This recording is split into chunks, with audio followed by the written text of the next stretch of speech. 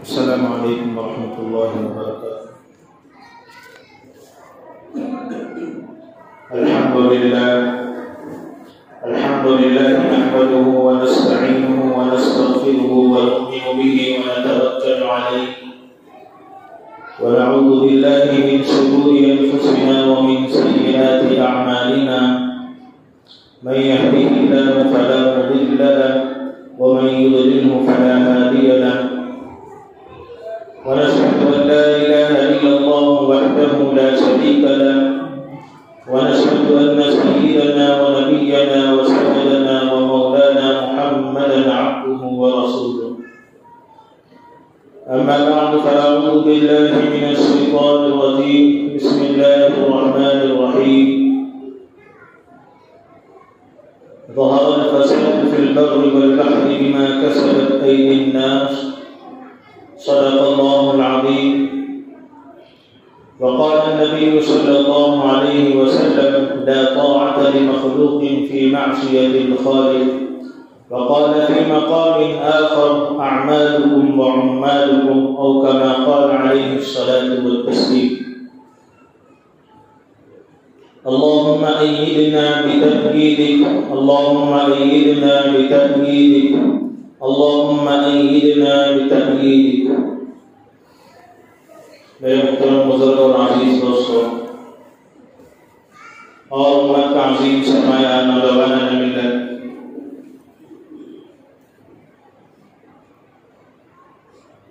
ہم سب کو معلوم ہے کہ ہم کس مہینے میں چل رہے ہیں۔ جنوری کی 22 تاریخ ہے، 3-4 دن بعد 26 جنوری آنے والی ہے منگل کو۔ اس کے متعلق چند باتیں آپ لوگوں کے سامنے رکھنا بہت ضروری سمجھتا ہوں، بلکہ ہمارا فرض بھی ہے اور ہماری ذمہ داری بھی ہے کہ آپ لوگوں کے سامنے آزادی ہند، ہندوستان کو آزاد کرنے میں، بھارت کو انگریزوں کے چنگل سے بچانے میں مسلمانوں کا کیا کردار رہا، علماء کا اس میں کیا کردار رہا۔ سب سے پہلے کس نے فتویٰ دیا کہ انگریز کے خلاف لڑا جائے، اس ہستی کا نام کیا ہے، اور یہ مدارس کیسے قائم ہوئی، یہ علماء آپ کو جو دکھ رہے ہیں یہ کہاں سے پیدا ہوئی، اور اس کو رکھنے والے کون تھے، اور مدارس کو رکھنے کی کیوں ضرورت پڑی، مدارس کو کھولنے کی ہندوستان میں کیوں ضرورت پڑی۔ اس عنوان پر عام لوگوں کے سامنے چند باتیں رکھنا چاہتا ہوں۔ میرے عزیز دوستوں، جب انگریز ہندوستان میں آیا تھا، آہستہ آہستہ ہندوستان پر قبضہ جما دیا، ہندوستان پر وہ حکومت کرنے لگا۔ جب ہندوستانیوں کے دلوں میں ایمان کمزور ہوتا چلا گیا، ان کو قرآن و حدیث کی بات بتانے والا کوئی نہ رہا، تو علماء نے مشورہ کیا۔ اس وقت حضرت مولانا قاسم نانوتوی رحمۃ اللہ علیہ، جو بانی دارالعلوم دیوبند ہیں، جنہوں نے دارالعلوم کو قائم کیا، اسی مقصد کے لیے قائم کیا تھا۔ دارالعلوم کا یہ طرز عمل رہا ہے، جب باطل کسی اور چیز کے ساتھ امت کے سامنے آتا ہے تو اس کا پردہ فاش کرنا یہ دارالعلوم کی سنت ہے، یہ دارالعلوم کا ایک طرز عمل رہا ہے۔ جب بھی باطل کسی بھی حربے کے ساتھ وار کرتا ہے حق پر، تو حق پر سے اس پردے کو ہٹانا، لوگوں کے سامنے حق کو بتانا، لوگوں کو بتانا کہ یہ بات غلط ہے، یہ بات حرام ہے، یہ بات جائز ہے، یہ بات نامناسب ہے، یہ بات مناسب ہے۔ یہ کام دارالعلوم دیوبند کے بانی حضرت مولانا قاسم نانوتوی رحمۃ اللہ علیہ نے قائم کرنے کے لیے دیوبند کو وجود میں لایا۔ अलगर जब अंग्रेज हिंदुस्तान में छा गया तो उस वक्त बड़े बड़े उलमा मौजूद थे। शाह वलीउल्लाह मुहद्दिस दहलवी अलैहिर्रहमा, किताबों में बात मिलती है कि हिंदुस्तान में जो हदीस को लाने वाले थे वो शाह वलीउल्लाह मुहद्दिस दहलवी अलैहिर्रहमा थे। ऐसा मर्द मुजाहिद उस वक्त उस जमाने में मौजूद था, उस दौर में मौजूद था जब अंग्रेज जो है हिंदुस्तान को अपने जंगल में लिए हुआ था। उनके बेटे शाह अब्दुल अजीज मुहद्दिस दहलवी अलैहिर्रहमा वो भी आलिम दीन थे, वो भी बड़े मुफ्ती थे, वो भी मुत्तकी थे, वो भी परहेजगार थे। पहले लोग जो है आलिम दीन हुआ करते थे, कुरान को जानने वाले हुआ करते थे, तो अपने बच्चों को भी आलिम बनाया करते थे, हाफिज बनाया करते थे, कुरान को समझने वाला समझाने वाला बनाया करते थे। लेकिन आज के दौर में देखें तो बाप कोई और काम कर रहा है। अगर वो पढ़ा लिखा है तो ये सोचता है आगे जाकर के ये इमामत करेगा, आगे जाकर के ये मकतब पढ़ाएगा, क्या देंगे इमामत में 5,000, 10,000, 60,000, ये क्या कम होंगे। अगर इसको मैं डॉक्टर बना दूँ, इंजीनियर बना दूँ तो इसकी दुनिया बन जाएगी, इसको 1 लाख तक दिया जाएगा, 2 लाख इसकी तनख्वाह होगी। मेरे अजीज दोस्तों, पहले वो लोग सोचा नहीं करते थे, पहले के उलमा सोचा करते थे अगर मेरे बच्चे को मैं डॉक्टर बना दिया, मेरे बच्चे को इंजीनियर बना दिया, मेरे बच्चे को कारपेंटर बना दिया तो कल क़यामत के दिन अल्लाह के सामने क्या जवाब दूंगा।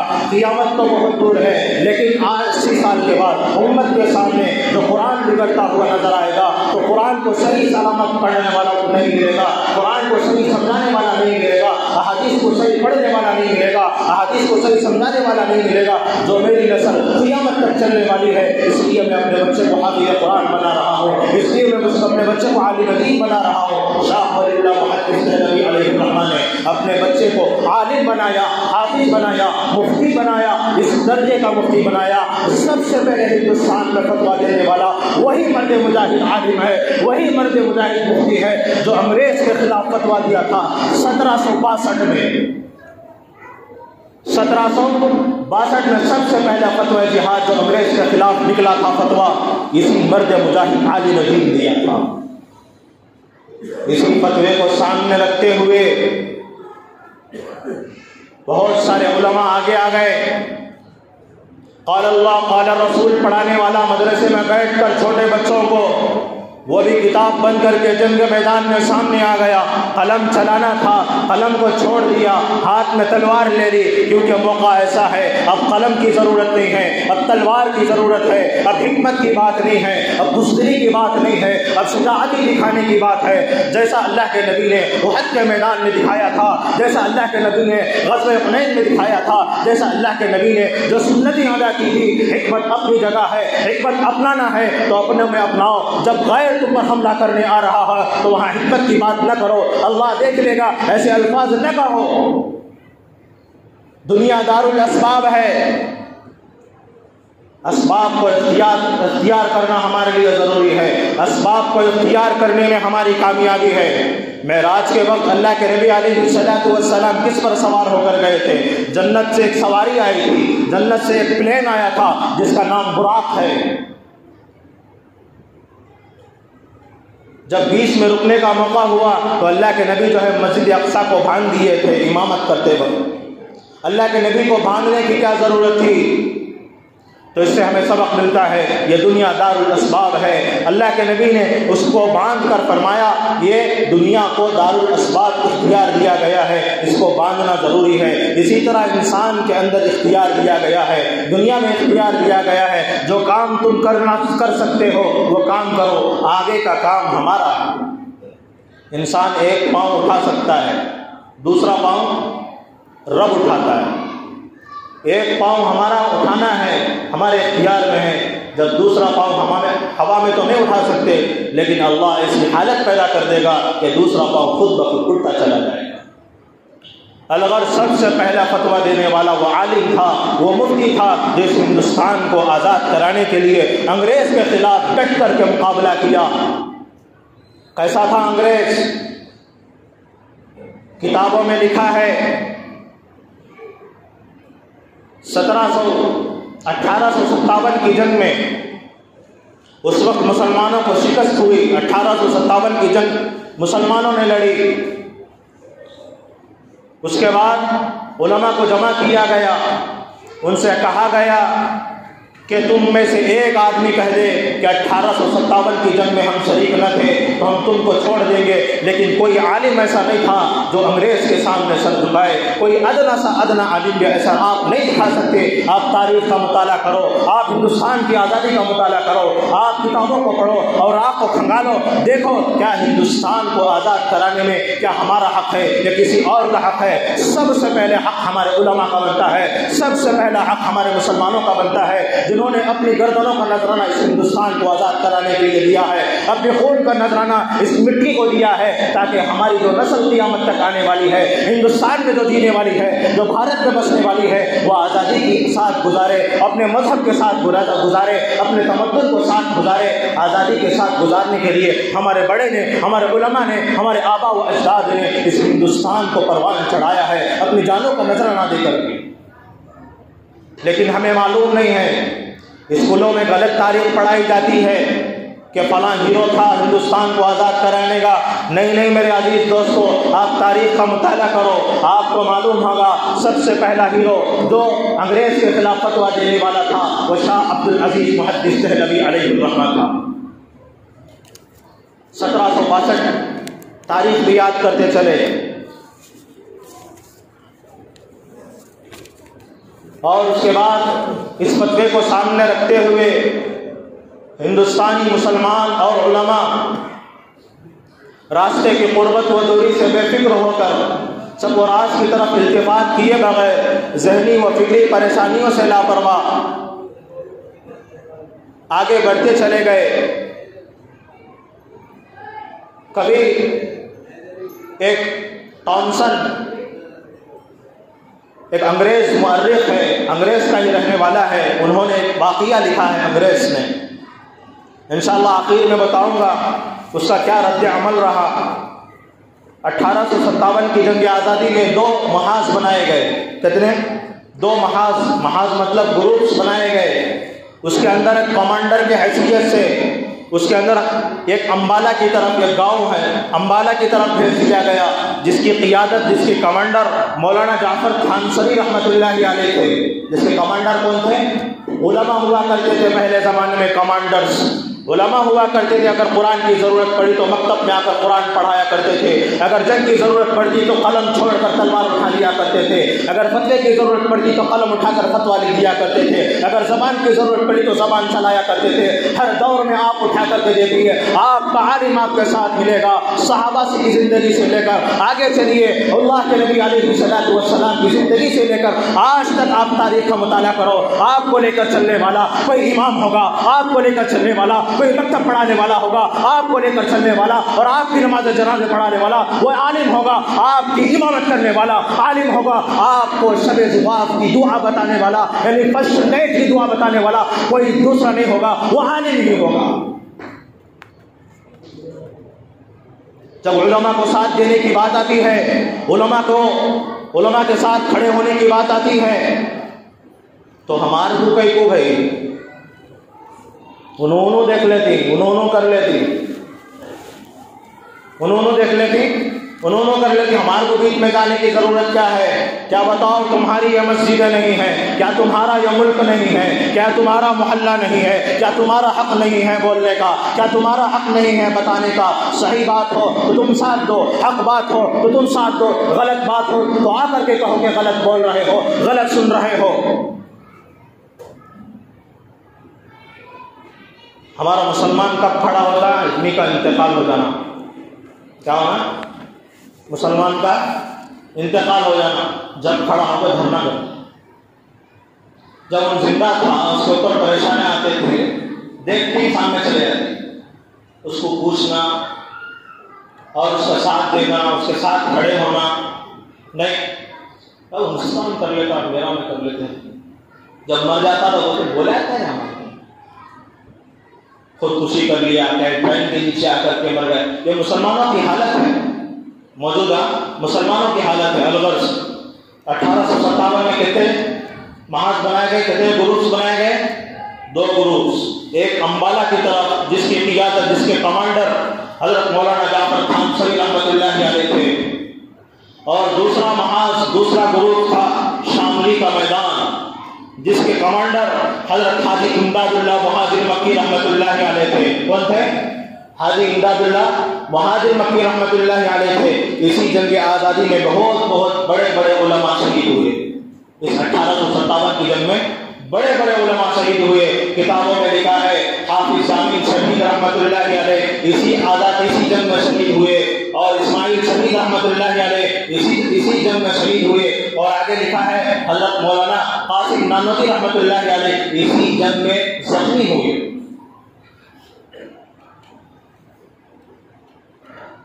اگر علماء اس وقت نہ ہوتے، شاہ ولی اللہ محدث دہلوی علیہ الرحمہ کے بیٹے شاہ عبد العزیز محدث دہلوی علیہ الرحمہ فتویٰ نہ دیتے، تو میرے عزیز دوست تو آج ہم کرنول میں آزادی کی زندگی نہیں گزار سکتے تھے۔ پتہ نہیں میں کس کا غلام ہوتا، پتہ نہیں آپ کس کے سامنے سر جھکا رہے ہوتے، پتہ نہیں ہماری عورتیں کس کی بیویاں بنی ہوتی۔ یہ ان کا صدقہ ہے، انہوں نے دور اندیشی سے کام لیا۔ اگر ہم آج انگریز کے خلاف کھڑے نہ ہوئے تو ہماری جو نسل قیامت تک چلنے والی ہے، ہمارا جو ہندوستان قیامت تک چلنے والا ہے، ہمارا جو بھارت قیامت تک چلنے والا ہے، ہمارے بچے، ہماری اولاد ان انگریزوں کے سامنے سر جھکا کے زندگی گزاریں گے۔ ہمیں آزادی کی زندگی چاہیے، اس لیے رب نے قرآن میں فرمایا وَإِذْ قَالَ رَبُّكَ لِلْمَلَائِكَةِ إِنِّي جَاعِلٌ فِي الْأَرْضِ خَلِيفَةً۔ رب نے انسان کو دنیا میں خلافت کے لیے پیدا کیا ہے، بادشاہت کے لیے پیدا کیا ہے، نہ کسی غلامی کرنے کے لیے پیدا کیا ہے۔ رب نے انسان کو غلامیت کے لیے پیدا نہیں کیا ہے، بلکہ اللہ کی غلامی کے لیے پیدا کیا ہے، بندوں کی کسی کی غلامی کے لیے پیدا نہیں کیا ہے۔ الغرض 1857 میں 2 محاذ بنے، ایک محاذ پر حضرت مولانا جعفر خانسری اور ایک محاذ پر حضرت امداد اللہ مہاجر مکی رحمۃ اللہ علیہ تھے۔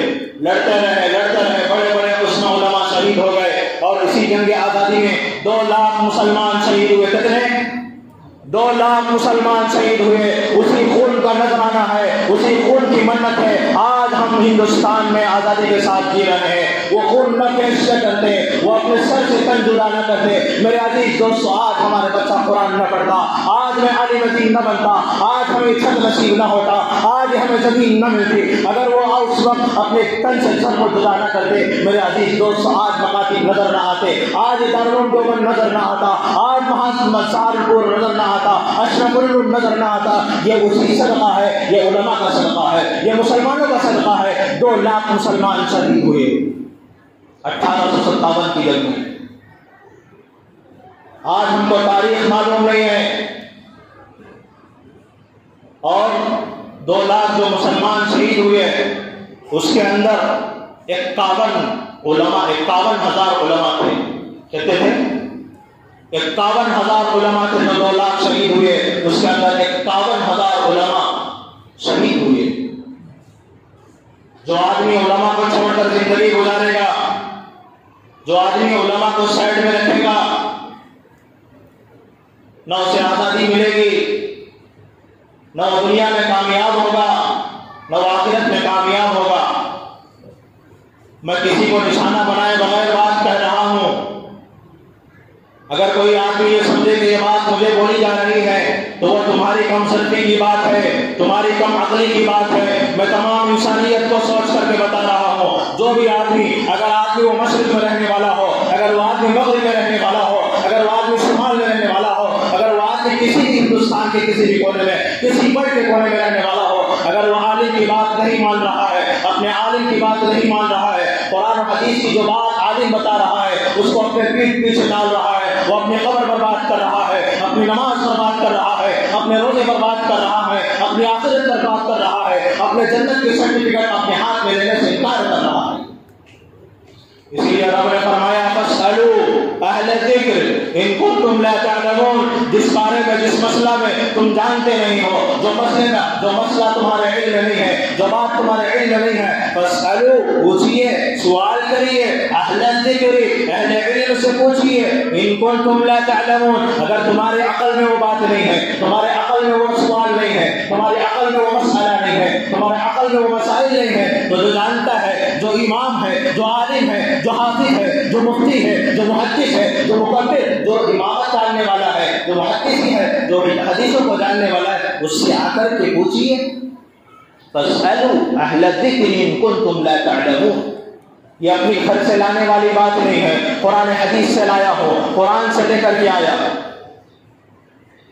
فاسألوا اہل الذکر ان کنتم لا تعلمون۔ الغرض میرے عزیز دوستو، آگے چلیے، اور بہت ساری باتیں میں آپ لوگوں کو بتانی ہے۔ اس جنگ آزادی میں کتنے لوگ شہید ہوئے؟ 1857 میں 2 لاکھ مسلمان شہید ہوئے، اور اس کے اندر علماء کتنے تھے؟ 51,000 علماء تھے، اور اس وقت دہلی میں 500 علماء کو پھانسی دی گئی تھی۔ کتنے علماء کو؟ 500 علماء کو تختہ ڈار پر لٹکا دیا گیا تھا۔ آگے میں بتاؤں گا علماء کو ٹارگٹ کیوں کرتے ہیں، علماء کو ٹارگٹ کیوں کیا جاتا ہے۔ انگریز سمجھ گیا تھا علماء کو ماریں گے تو قرآن ختم ہوگا، جب قرآن ختم ہوگا تو کوئی پڑھنے والا نہ ہوگا، کوئی پڑھنے والا نہ ہوگا تو کوئی سمجھانے والا نہ ہوگا، کوئی سمجھانے والا نہ ہوگا تو اس کو عمل کرنے والا نہ ہوگا، کوئی عمل کرنے والا نہ ہوگا تو ایمان پر چلنا مشکل ہوگا، ایمان پر چلنا مشکل ہوگا تو اعمال کرنا مشکل ہوگا، ان کی نسل برباد ہو جائے گی۔ اس کا تعلق علماء سے ہے، قرآن سے۔ آگے میں اس کا واقعہ بھی بتاؤں گا۔ اس وقت دہلی میں 500 علماء کو سولی پر چڑھا دیا گیا، اور 1857 میں مسلمانوں کو شکست ہوئی۔ اس کے بعد پھر برطانیہ کے وائسرائے برطانیہ نے خط لکھا ہندوستان کے اندر، جو اس کے مشیر تھے، جو اس کے کام کرنے والے تھے، یہود و نصارہ یعنی انگریزوں کے جو کام کرنے والے تھے، اس نے خط لکھا، پوچھا کہ ہندوستان میں اگر تم حکومت کرنا چاہتے ہو تو کیا کرنا چاہیے، یعنی انگریز کی حکومت آنا ہے تو کیا کرنا چاہیے۔ تو اس وقت سب سے بڑے سیاستدان ڈاکٹر ولی یور نے رپورٹ پیش کی، اس کے نام کے ساتھ بتاؤ، پورا مطالعہ کر کے آیا ہو۔ ڈاکٹر ولی یور نے رپورٹ پیش کی، یعنی خط لکھا برطانیہ کو، وائسرائے کو خط لکھا، اور لکھ کر کے کہا ہندوستان کے اندر مسلمان 1857 کی جنگ میں شریک ہوئے تھے، مسلمان جنگ لڑے ہیں، اور ان کے اندر جذبہ جہاد موجود ہے، ان کے اندر جہاد کرنے کا شوق ہے، وہ اپنے علماء کی بات سنتی ہے، وہ قرآن پر عمل کرتی ہے، ہر مسئلہ اپنے علماء سے پوچھ کر کے بتاتی ہے، ہر مسئلہ اپنے علماء کو سامنے رکھ کر کے معلوم کرتی ہے، اپنی زندگی کا رہبر اپنے علماء کو تسلیم کرتی ہے۔ جو بھی عمل کرتی ہے قرآن کے ساتھ عمل کرتی ہے، جو بھی عمل کرتی ہے مسلم قوم وہ حدیث کو دیکھ کر کے عمل کرتی ہے۔ مسلمانوں کو ٹارگٹ بنانا ہے تو سب سے پہلے علماء کو ختم کرو، اور اس کے بعد قرآن کو ختم کرو، تمہاری ہندوستان میں حکومت قائم ہو جائے گی۔ کس نے لکھا خط؟ ڈاکٹر ولی یور نے لکھا۔ کس کو لکھا؟ وائسرائے برطانیہ کو لکھا، اگر تم ہندوستان میں حکومت قائم کرنا چاہتے ہو تو سب سے پہلے کیا کرو؟ علماء کو ختم کرو، قرآن کو ختم کرو، آٹومیٹک جذبہ ختم ہو جائے گا۔ جب قرآن سمجھانے والا نہیں رہے گا، قرآن پڑھنے والا نہیں رہے گا، ان کے بچوں کو قرآن اور عربی سکھانے والا نہیں رہے گا، ان کو مسائل بتانے والا نہیں رہے گا، تو ان کا حال ایسا ہو جائے گا جیسا کل انعام۔ انسان کے اندر انسانیت ختم ہو جائے گی تو تمہارا ہندوستان حکومت کرنا آسان ہو جائے گا۔ لہذا اس بات کو سامنے رکھتے ہوئے کیا کیا خوفناک مظالم ڈھائے گئے، ڈاکٹر ولیو نے یہ رپورٹ پیش کی تو اس کے بعد اس کے بتائے ہوئے طریقے پر عمل کیا گیا۔ چنانچہ 1861 میں، تاریخ بھی یاد رکھو، 1861 میں انگریز بدبخت نے 3 لاکھ قرآن جلائے۔ کتنے 3 لاکھ قرآن جلائے، تاکہ مسلم قوم کا کوئی بچہ قرآن نہ پڑھ سکے، تاکہ کوئی عالم قرآن کھول نہ سکے، تاکہ قرآن کے مضامین ان کے سامنے نہ آ سکے، حنین کا واقعہ ان کے سامنے نہ آ سکے، احد کا واقعہ ان کے سامنے نہ آ سکے، کوئی عالم دین قرآن کھول کر کے امت کو سمجھا نہ سکے۔ 1861 میں 3 لاکھ قرآنی اس کے جلائے۔ کون؟ انگریز. کس کی بات کر رہا ہوں میں؟ برطانیہ کی بات نہیں کر رہا ہوں، اسی ہندوستان کی بات کر رہا ہوں، اسی بھارت کی بات کر رہا ہوں، اسی دلی کی بات کر رہا ہوں، اسی شاملی کے میدان کی بات کر رہا ہوں، اسی امبالہ کی بات کر رہا ہوں، اسی سہارنپور کی بات کر رہا ہوں، اسی آندھرا کی بات کر رہا ہوں. کیا دور ہوگا اس وقت علماء کتنی مضبوطی کے ساتھ کھڑے ہوں گے. مسلمان قوم کے اندر کتنا جذبہ ہوگا، کتنی مضبوطی کے ساتھ کھڑی ہوگی. الغرض میرے عزیز دوستوں، چنانچہ 1860 پر 1 میں 3 لاکھ قرآنی نسخے جلائے گئے. اور اس کے بعد ٹامسن ایک آدمی ہے جو انگریز ہی ہیں، وہ اپنی کتاب میں لکھتا ہے 1860 پر 4 میں کتنا 1860 پر 4 سے لے کر 1860 پر 7 تک 3 سال علماء کو ختم کرنے کی کوششیں کی گئی. کتنے سال؟ مسلسل 3 سال پلاننگ کی گئی. 3 سال تک علماء کو قتل کیا گیا. 3 سالوں میں 14,000 علماء کو پھانسی دی گئی. کتنے؟ تمہارے رہبروں کو ختم کیا گیا، تمہیں قرآن پڑھانے والوں کو ختم کیا گیا، تمہیں جو قرآن سناتا ہے اس کو ختم کیا گیا. یہود و نصارہ کی سازش تھی ان کے اندر سے علماء کو ختم کیا جائے. آج وہی سازش افراد کر رہے ہیں، علماء سے امت کو دور کر رہے ہیں. جو آدمی علماء کو امت سے دور کرے گا میرے عزیز دوستوں، نہ اس کی آخرت بنے گی، نہ اس کی جنت بنے گی، نہ اس کی قبر بنے گی. میں بڑے کھلے الفاظ میں بولنے والا آدمی ہوں. کوئی یہ کہے کہ میں کسی کو بول رہا ہوں تو اس کی کم عقلی کی بات ہے، اس کی کم ظرفی کی بات ہے. میں کسی کو نشانہ نہیں بنا رہا ہوں، میں حقیقت والی بات کر رہا ہوں. آپ کو سمجھ میں آئے تو سنو، سمجھ میں نہ آئے تو آپ خاموش بیٹھے رہو. چاہے اگرچہ کہ سمجھ میں نہ آئے، وہ اگرچہ کہ میرے والد ہی کیوں نہ ہو، میں میرے والد کو بھی نہیں چھوڑتا. اگر میں جب یہاں پر بیٹھتا ہوں، جب ممبر رسول پر بیٹھتا ہوں، نہ میں کسی خاندان کو دیکھتا ہوں، نہ میں کسی آدمی کو دیکھتا ہوں. جو بات حق ہے حق ہے. قل جاء الحق وزهق الباطل. پارہ نمبر 15 اٹھاؤ. رب کیا کہتا ہے؟ جب حق آ جاتا ہے تو باطل ختم ہو جاتا ہے. اگر وہ باطل بولنے والا، نہ حق بولنے والا اگرچہ کہ میرا باپ کو کیوں نہ ہو، اگر ہم حق نہیں بولیں گے تو کون بولے؟ صحیح بات ہم یہاں پر نہیں بتائیں گے تو کون بتائے گا؟ اس لیے ہم حق بولیں گے اگرچہ کہ ہمارے بارے میں کتنی بھی سازشیں کر لو، کتنی بھی سازشیں کر لو، ہمارے بارے میں ہمارا نام بدنام کرتے رہو. تم کرتے رہو، ہم یہاں بولتے رہیں گے. تم کرتے کرتے تھک جاؤ گے، کرتے کرتے نام بدنام کرتے کرتے تھک جاؤ گے، لیکن ہم بولتے تھکے نہیں ہوں گے. ہم بولتے رہیں گے، ہم تھکیں گے نہیں. اس لیے کہ اس کا اجر رب سے ملتا ہے. اور جو نام بدنام کرنا، نام اچھا کرنا انسان کے ہاتھ میں نہیں ہے. شاید میں 2-3 جمعہ پہلے بتایا تھا، پارہ نمبر 3 کی آیت وَتُعِزُّ مَن تَشَاءُ وَتُذِلُّ مَن تَشَاءُ. عزت اور ذلت رب دیتا ہے. کسی کے بولنے سے، کسی کے کھینچنے سے آدمی گرتا نہیں ہے، کسی کے بولنے سے اس کی عزت کم ہو جاتی ہے. کوئی آدمی میرے بارے میں بولے کہ کیا میرے علم میں کمی آتی؟ نہیں ہوتا، بلکہ جو بولا ہے اس کے اکاؤنٹ سے میرے اکاؤنٹ میں نیکیاں آتی. کیا آتی؟ نیکیاں. جس طرح ایک آدمی سامنے والے کو گوگل پے کرے، فون پے کرے تو ہمارا پیسہ اس کو جاتا نہیں جاتا. اسی طرح جو آدمی کسی کی غیبت کرتا ہے تو اس کے اکاؤنٹ کی جو نیکیاں ہیں نام اعمال میں، بندہ اللہ تبارک و تعالیٰ اس بندے کے اکاؤنٹ میں ڈال دیتا. یہ سمجھانے کے لیے گوگل پے، فون پے استعمال کیا. ہلو، کتنے؟ 3 سال. 1860 پر 4 سے لے کر 1860 پر 7. یہ 3 سال میں کتنے علماء کو قتل کیا گیا؟ کتنے؟ 14,000 علماء کو قتل کیا گیا. 14,000 علماء کو پھانسی دی گئی. اور جو مؤلف یہ لکھنے والا ہے ٹامسن اس کا نام ہے، یہ بھی انگریز کا رہنے والا ہے. وہ کہتا ہے، وقت ہو رہا ہے، آخری بات بتا کر کے بات ختم کرتا ہوں. وہ اپنی کتاب میں لکھتا ہے اور کہتا ہے کہ میں نے اپنی آنکھوں سے دیکھا کہ علماء کو سوروں کی کھالوں میں بند کر کے ان کو لاہور کی دریا میں پھینک دیا جاتا تھا اور اوپر سے ان کو گولیاں کا نشانہ بنایا جاتا تھا. کوئی عالم ایسا نہیں تھا، کوئی حافظ ایسا نہیں تھا جو انگریز کے سامنے سر جھکا کر کے کہتا کہ میں 1857 کی جنگ میں شریک نہیں تھا. ایک بھی عالم ایسا نہیں ملا۔ یہ ہمارا مسلم قوم لکھنے والا کوئی آدمی نہیں ہے مسلمانوں سے تعلق رکھنے والا، بلکہ انگریز خود لکھ رہا ہے۔ تھامسن وہ اپنی کتاب میں لکھتا ہے، میں دیکھا ہوں دلی کی چاندنی چوک سے لے کر خیبر تک کوئی ایسا درخت میں نے نہیں دیکھا جس کے درخت پر علماء کی گردنیں نہ لٹکی ہوئی ہو۔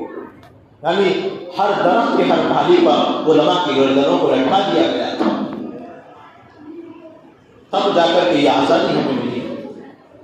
علماء کی جانوں کا نذرانہ ہے، مسلم قوم کی جان کا نذرانہ ہے، تب جا کر کے ہمارے بچے اور ہم مسلمان ہیں۔ الغرض میرے عزیز دوستوں، اور بھی بات باقی ہے لیکن وقت جو ہے بہت کم ہے۔ ایک شعر کے ذریعے سے ایک بات کے ذریعے سے میں بات ختم کرتا ہوں۔ عطا اللہ شاہ بخاری رحمۃ اللہ علیہ اپنی زندگی کا مقصد بیان کرتے ہوئے فرماتے تھے، میری زندگی میں 3 مشن ہیں، میری زندگی کے 3 مشن ہیں، میری زندگی کے 3 مقصد ہیں۔ سب سے پہلا مقصد یہ ہے کہ میں خدا کو معبود سمجھتا ہوں، یعنی میرا رب جو ہے صرف اللہ ہے۔ اور دوسرا فرمایا کرتے تھے، میں محمد صلی اللہ علیہ وسلم کو محبوب سمجھتا ہوں، یعنی میں ان سے محبت کرتا ہوں، ان کے طریقے پر چلتا ہوں۔ اور تیسرا فرمایا کرتے تھے، انگریز کو میں مقبوض سمجھتا ہوں، یعنی میں انگریز سے عداوت کرتا ہوں، میرا دشمن انگریز ہے۔ اب ہم 3 چیزوں کو سامنے رکھ کر کے دیکھیں کہ ہم کس چیز پر کتنا عمل کر رہے ہیں۔ کیا ہم اللہ کی عبادت کر رہے ہیں تو کس طریقے پر کر رہے ہیں، کتنا ہم عمل کر رہے ہیں۔ اور دوسری چیز پر دیکھیں کہ ہم اللہ کے نبی کو محبوب سمجھ رہے ہیں، ہم ان کے طریقے پر کتنا عمل کر رہے ہیں۔ اور تیسری چیز کو دیکھیں کہ انگریز کو ہم مقبوض سمجھ رہے ہیں، یعنی اس کو ہم اپنا دشمن سمجھ رہے ہیں نہیں رہے ہیں۔ کیا اس کی بنائی ہوئی پیٹوں کا ہم استعمال نہیں کر رہے ہیں، کیا اس کی بنائی ہوئی چیزوں کا ہم استعمال اب بولنے پر آئے تو ہم ہماری سر کے بال سے لے کر پیر کے ناخن تک یہود و نصارہ کی بنائی ہوئی چیزوں کا ہم استعمال کرتے ہیں، ہم انہی چیزوں کا استعمال کرتے ہیں۔ الغرض یہ دوسرا عنوان ہے، صرف یہ بنیادی چیزیں ہیں عطا اللہ شاہ بخاری رحمۃ اللہ علیہ کی 3 چیزیں ہیں۔ اور ایک شعر کے ذریعے سے میں بات ختم کرتا ہوں، ہری ہے شاخ ابھی جلی تو نہیں، ہری ہے شاخ ابھی جلی تو نہیں، دبی آگ جگر کی مگر بجھی تو نہیں، دبی آگ جگر کی مگر بجھی تو نہیں، جفا کی تیغ سے گردن شفا وفا شعاروں کی، کٹی ہے برسر میدان مگر جھکی تو نہیں، یعنی میدان جنگ میں گردن کٹ جایا کرتی تھی لیکن گردن نہیں جھکا کرتی تھی۔ کٹی ہے برسر میدان مگر جھکی تو نہیں، پھر غیرت اسلام کو دنیا میں جگا دو، پھر غیرت اسلام کو دنیا میں جگا دو، پھر قوت ایمانی سے باطل کو مٹا دو۔ اللہ سے ڈرنے والوں کو باطل سے ڈرانا مشکل ہے، اللہ سے ڈرنے والوں کو بندوق سے ڈرانا، طاقت سے ڈرانا، صلاحیت سے ڈرانا، کسی پاور سے ڈرانا مشکل ہے۔ اللہ سے ڈرنے والوں کو طاقت سے ڈرانا مشکل ہے، جب خوف خدا ہو دل میں قیصر و کسریٰ کچھ بھی نہیں۔ قیصر و کسریٰ اس زمانے کا سپر پاور ہے، جس طرح اس وقت امریکہ ہے۔